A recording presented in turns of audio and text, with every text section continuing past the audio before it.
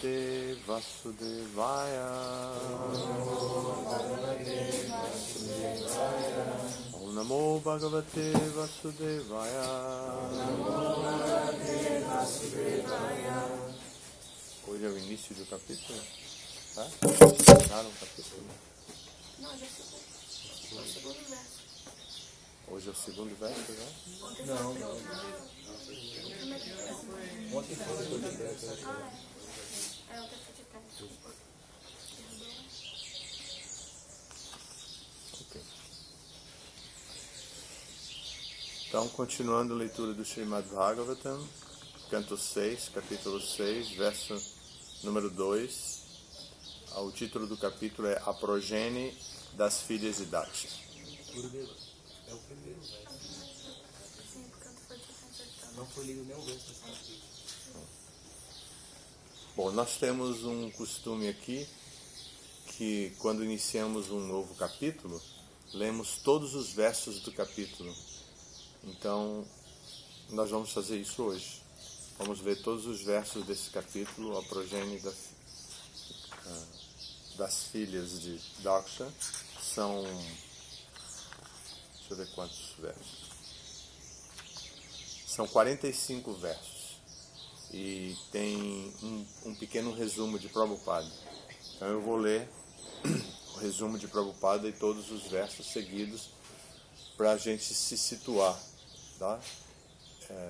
Eu queria Baladeva como secretário da ISKCON, precisaria prestar atenção que cada vez que inicia um capítulo, anunciar para a gente fazer o café da manhã com o Bhagavatam. Tá? Então a gente faz um café da manhã, a gente lê todos os versos, porque tem devotos do condomínio e da congregação que, por alguma razão, não podem vir à leitura do Bhagavatam diariamente. Então a gente faz um arranjo para que eles venham nesse dia que começa um capítulo e a gente lê todos os capítulos, ou melhor, todos os versos do capítulo, e depois a gente tem um café da manhã junto, todo mundo traz alguma coisa, a gente se junta e toma o café da manhã. Então vamos ver se a gente consegue organizar isso, que é muito interessante. Então o resumo do capítulo dado por Prabhupada é o seguinte. Como se descreve neste capítulo, o Prajapati Daksha gerou 60 filhas no ventre de sua esposa Ashikni. Para aumentar a população, estas filhas foram dadas em caridade a várias pessoas. Uma vez que tais descendentes de Daksha eram mulheres, Narada Muni não tentou conduzi-las à ordem de vida renunciada. Assim, as filhas foram salvas de Narada Muni. 10 das filhas foram dadas em casamento a Dharmaraj, 13 a Kashyapa Muni e 27 a Chandra, o deus da lua. Desta maneira, distribuíram-se 50 filhas, e das 10 filhas restantes, 4 foram dadas a Kashyapa, e 2 a cada um destes. Bhuta, Angira e Krishashva. Deve-se saber que foi devido à união dessas 60 filhas com várias personalidades insígnes que todo o universo foi povoado com várias espécies de entidades vivas, tais como seres humanos, semideuses, demônios, feras, pássaros e serpentes. Acho que aqui merece algumas explicações, apesar da leitura. Primeiro de tudo, que dá a sensação incômoda de pensar que as mulheres e as filhas são objetos que podem ser dados em caridade. Então dá uma impressão muito incômoda pensar uma coisa dessa. Não é exatamente isso. Aqui Prabhupada escreve sem preocupação por causa da cultura de Prabhupada e por causa da pressa que ele tinha com o Bhagavatam, por falta também de uma comunidade pronta para poder interagir com Prabhupada, por falta de uma revisão, de uma releitura do próprio Prabhupada sobre esse texto, depois de ouvir alguns devotos. Então Prabhupada solta o assunto sem maiores esclarecimentos, mas não é que a mulher seja vista como um objeto comerciável ou que se pode dar em caridade a alguém. Isso seria um desvio do raciocínio correto. A mulher é preservada como a filha, é preservada como alguém que tem o afeto da família, o carinho da família, a proteção da família. E o casamento dessas mulheres é feito com muita precaução. Todas as responsabilidades, todas as pessoas responsáveis fazem com muita precaução para que o casamento possa trazer proteção para as mulheres. E é interessante que Prabhupada conclui o texto dizendo assim: deve-se saber que foi devido à união dessas 60 filhas com várias personalidades insígnes, ou seja, então está valorizando as meninas porque elas se casaram com pessoas responsáveis, insígnes, pessoas de grande proeminência na sociedade. Não é que elas foram... agora Prabhupada usa a expressão aqui, deve-se saber que foi devido à união dessas 60 filhas com várias personalidades insígnes. Então aqui ele já não usa a expressão dada em caridade, mas que então todo o universo foi povoado, e aí ele vai falar de outro assunto. Mas o ponto que eu estava querendo mencionar é a importância de nós entendermos a maneira com que Prabhupada escreve assim, livre, para falar de um assunto que que cria um atrito cultural com o Ocidente. Não criaria um atrito cultural dentro de uma comunidade Vaishnava, mas dentro de uma comunidade acadêmica, dentro de uma comunidade da comunidade ocidental, cria um atrito. Os de língua espanhola estão compreendendo o que eu estou falando? A Carolina, compreende? Então, esse é um assunto interessante. Depois vai dizer aqui que as filhas de Daksha se casaram com essas personalidades, né? E então o universo foi povoado por várias espécies de entidades vivas, não apenas seres humanos, mas seres humanos, semideuses, demônios, feras, pássaros e serpentes. Então, parece que elas produziram, o que diz aqui é que elas produziram seres de outras espécies que não eram a espécie humana. Então vamos ver agora, esse assunto vai ser esclarecido durante o capítulo, talvez Prabhupada no seu significado diga, mais adiante nós vamos ver isso, tá bom? Então vamos agora ler os versos sem significados.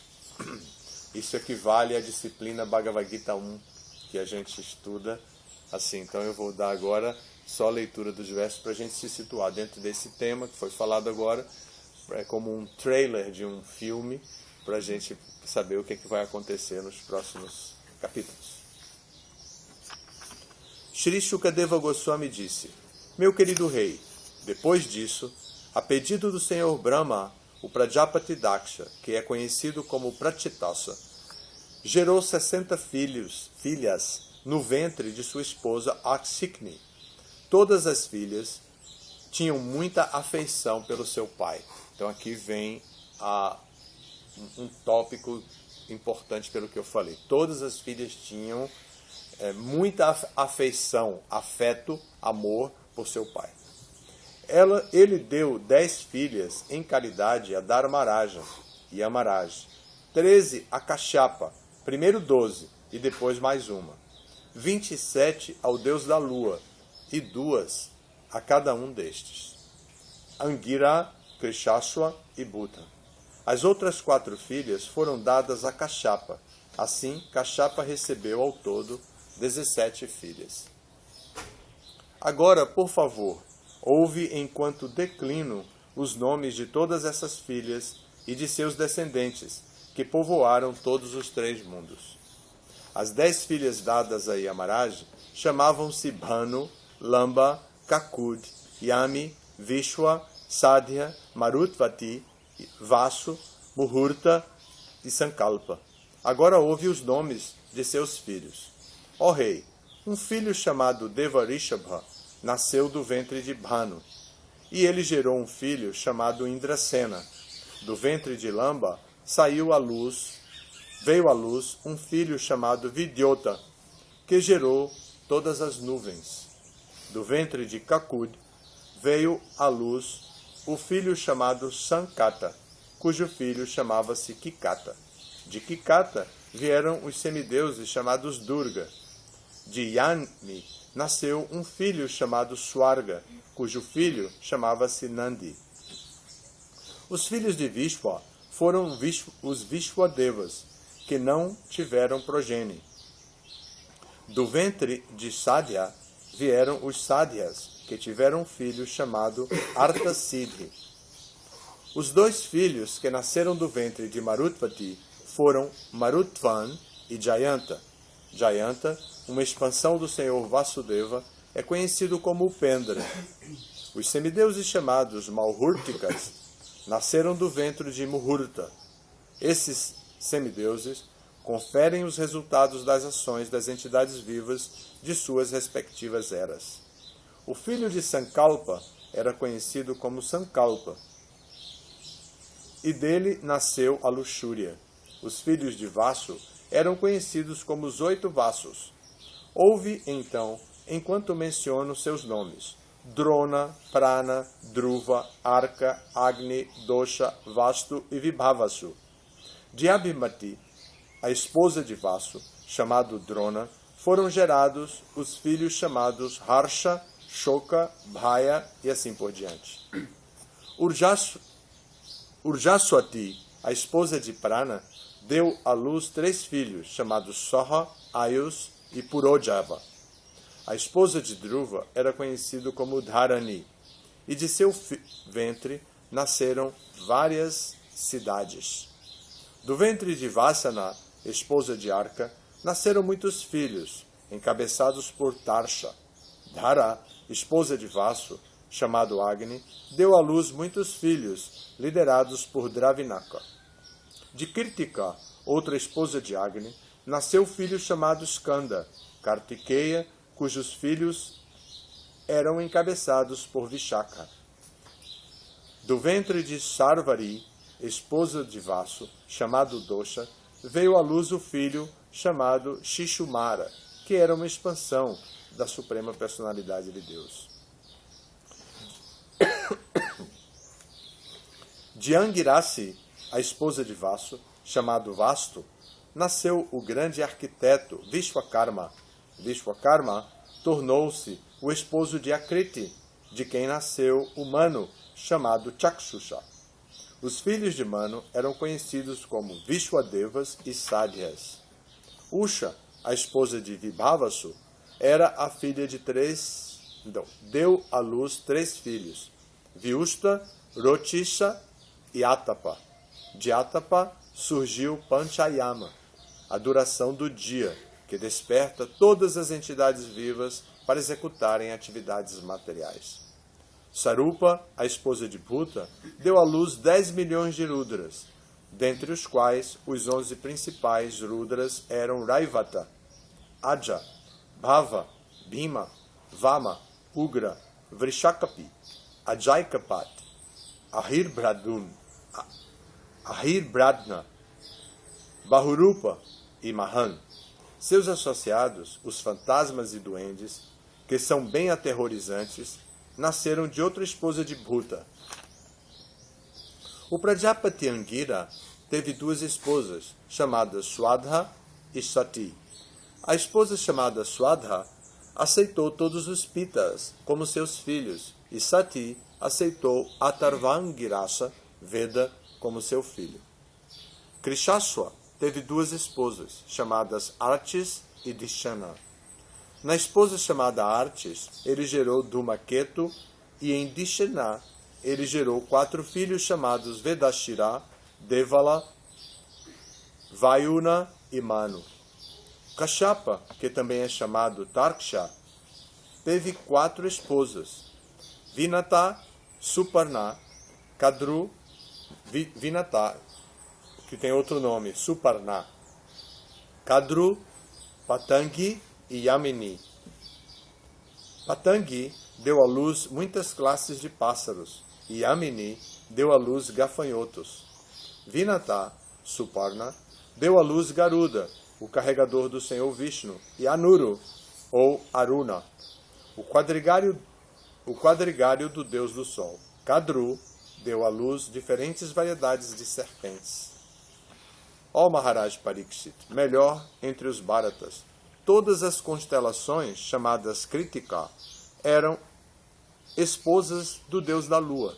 Entretanto, porque o Prajapati Daksha o amaldiçoara a sofrer uma doença consumptiva, o Deus da Lua não pôde gerar filhos em nenhuma de suas esposas.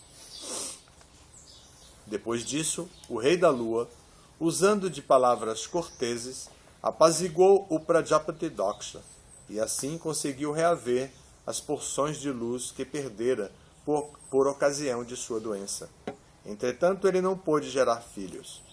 A lua perde seu brilho durante a quinzena do minguante e, na quinzena do crescente, ele volta a manifestar-se. Ó rei Parikshit, agora, por favor, ouve, enquanto enuncio os nomes das esposas de Kashyapa, os quais produziram toda a população do universo. Elas são as mães de quase toda a população do universo inteiro, e é muito auspicioso ouvir os seus nomes. Elas são Aditi, Diti, Danu, Kastha, Arista, Surasa, Ila, Muni, Krodavasa, Tamra, Surabhi, Sarama e Timi. Do ventre de Timi nasceram todos os seres aquáticos, e do ventre de Sarama nasceram os animais ferozes, tais como os tigres e os leões. Meu querido rei Parikshit, do ventre de Surabhi nasceram o búfalo, a vaca e outros animais de cascos fendidos. Do ventre de Tamra nasceram as águias, os abutres e outras grandes aves de rapina. E do ventre de Muni nasceram os anjos. Os filhos nascidos de Krodavasa foram as serpentes conhecidas como Dandashuka, bem como outras serpentes e os mosquitos. Todas as várias trepadeiras e árvores nasceram do ventre de Ila. Os Rakshasas, maus espíritos, nasceram do ventre de Surasa. Os Gandharvas nasceram do ventre de Arista, e os animais cujos cascos não são fendidos, tais como o cavalo, nasceram do ventre de Kastha. Ó rei, do ventre de Danu apareceram 61 filhos, dentre os quais esses 18 foram importantes: Duimurdha, Sambhara, Arista, Hayagriva, Vibhavasu, Ayomukha, Shanshuk, Shira, Swarbhanu, Kapila, Aruna, Puloma, Vrishaparva, Ekachakra, Anutapana, Dumrakesha, Virupaksha, Viprachiti e Durjaya.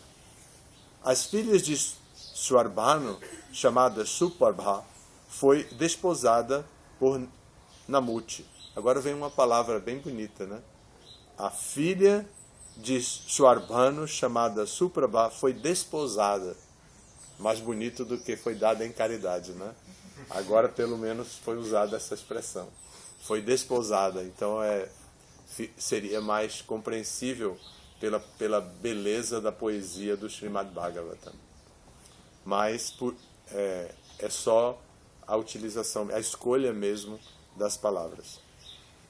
A filha de Vrishaparva, chamada Sarmishta, teve como esposo o poderoso rei Ayati, filho de Nahusha.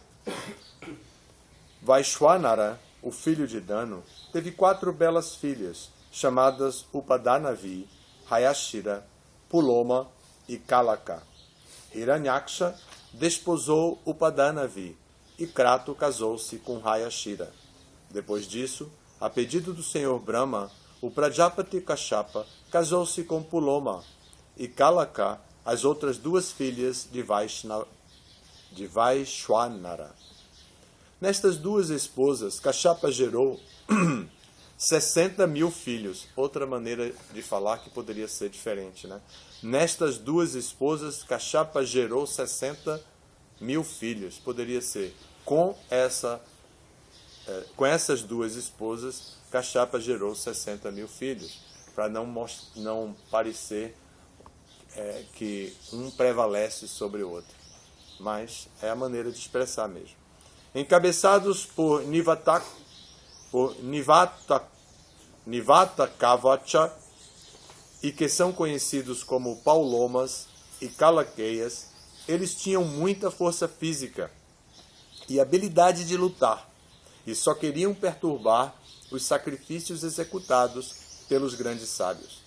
Meu querido rei, quando teu avô Arjuna foi aos planetas celestiais sozinho, matou todos esses demônios. E assim o rei Indra desenvolveu grande afeição por ele. Em sua esposa Simhika, Viprachiti gerou 101 filhos, dentre os quais Rahu é o mais velho, e os outros são os 100 Ketus.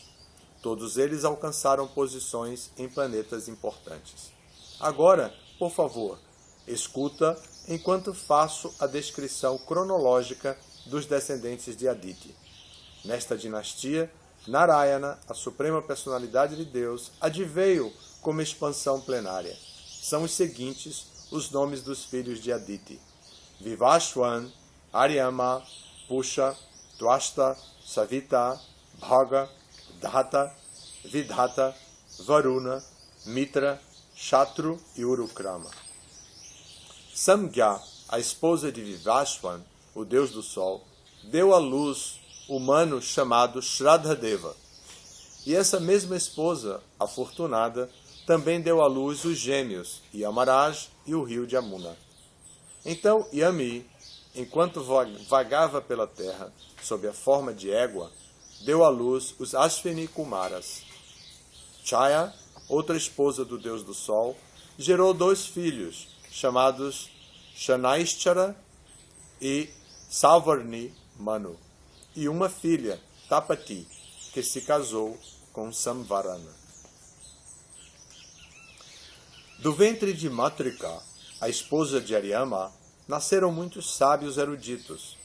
Dentre eles, o Senhor Brahma criou as espécies humanas, que têm a aptidão para a autoanálise. Interessante. Interessante isso aqui.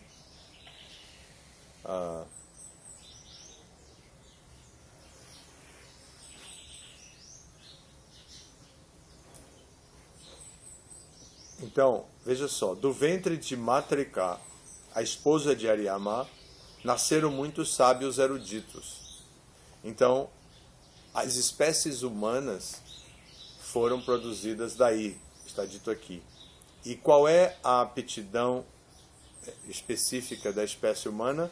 Aqui está dito, a autoanálise, ou seja, conhecer-se a si mesmo, ter a capacidade de conhecer-se a si mesmo. Então agora nós estamos vendo o fundamento chástrico para o conceito que nós sempre falamos, de que os seres humanos têm a prerrogativa de inquirir acerca da sua própria identidade, coisa que os animais não têm. Então aqui está a referência, verso 42 do capítulo 6, do canto 6 do Srimad Bhagavatam, que é textual, não é significado. Pusha não teve filhos. Quando o Senhor Shiva ficou irado contra Daksha, Pusha riu do Senhor Shiva e mostrou seus dentes. Portanto, perdeu os dentes e teve que viver comendo apenas farinha moída. Rachana, a filha dos Daityas, tornou-se a esposa do Prajapati Twasta. Através do seu sêmen, ele gerou-lhe no ventre 2 filhos poderosíssimos, chamados Sanivesha e Vishwarupa. Embora Vishwarupa fosse filho da filha de seus eternos inimigos demônios, os semideuses, em acato à ordem de Brahma, aceitaram-no como seu sacerdote quando eles foram abandonados pelo seu mestre espiritual, Brihaspati, a quem desrespeitaram. Essa é uma história contada no Bhagavatam também antes do sexto canto, já foi falado aqui. Então, neste ponto, encerram-se os significados Bhaktivedanta do sexto canto, sexto capítulo do Srimad Bhagavatam, intitulado A Progenie das Filhas de Daksha. Quase não tem significados de Prabhupada. Um ou outro, quando Prabhupada fala de um nome de alguém assim importante, ele aproveita para falar. Quase sem significado. Então, o que nós fizemos hoje é o que nós vamos fazer, deixa eu dizer quando. É terça-feira. Terça-feira nós vamos ler como, sei lá, 30 versos. Então está perto do início do próximo capítulo. Porque não tem significado, só tem o significado para o primeiro verso que nós vamos ler amanhã, e depois vai ter um ou outro significado bem pequeno. Todos os outros são sem significado.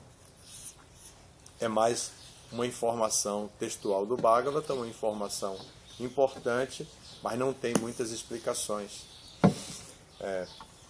Eu nem conheço muito esse tema aqui, talvez por isso mesmo. Todas as vezes que eu li, por não ter significado de Prabhupada, nunca aprendi isso. Também a gente não escuta muito nas pregações os devotos mais experientes falando desses temas. Mas eu vou ver se me comunico com os devotos que estudam muito o Bhagavatam, que eu conheço, e ver com eles o que eles diriam desses temas, para trazer alguma coisa assim significativa nos próximos dias de aula do Bhagavatam, porque é um tema difícil.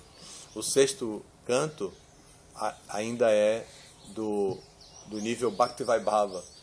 A partir do sétimo canto é nível Bhaktivedanta. Então nós estamos concluindo o sexto canto aqui com um tema que é do Bhaktivaibhava. Então eu vou procurar os devotos que estudam Bhaktivaibhava muito para perguntar sobre esse capítulo, como é que a gente pode entender tudo isso, se tem algumas dicas importantes dos acharyas que Prabhupada não citou, assim, para ver se a gente compreende melhor toda essa questão de como os seres humanos produzem serpentes, pássaros, feras, leões, tigres, tudo isso. Mas também, para começo de reflexão, já podemos pensar, lembrar que isso é o começo da criação dos universos. Então é no começo da criação deste universo. Então é importante saber que os Prajapatis não eram produtores simplesmente de seres humanos, mas também produziam outras espécies. Isso é os filhos dos Prajapatis, né? Aqui estamos falando dos filhos, das filhas de Daksha. Já falamos dos filhos, né? Os 10.000 filhos, brahmacharis, que nosso amigo Narada Muni conquistou, depois os 1.000 filhos que Narada Muni também conquistou, e agora estamos falando das 60 filhas. Tá bom? Então, obrigado. A semana começa hoje, né, com a segunda-feira. Concluímos aí com um belo festival de domingo, com um kirtan maravilhoso, uma praçada muito deliciosa feita por Chaitanya Doya e a Govinda Ji, e mais as iguarias que os alunos do Instituto cozinharam, e também a dança indiana que foi apresentada no auditório. Então concluímos com um dia de um final de semana muito legal. O sábado também teve a festa com tanta praçada e até aquela brincadeira com Jagannatha lá para jogar a bola dentro. Então agora hoje é o dia de descanso dos devotos, dos alunos do Instituto. Então aproveitem para descansar. O dia está excelente para dormir. Dormir de dia com chuvinha assim, friozinho, é maravilhoso, né?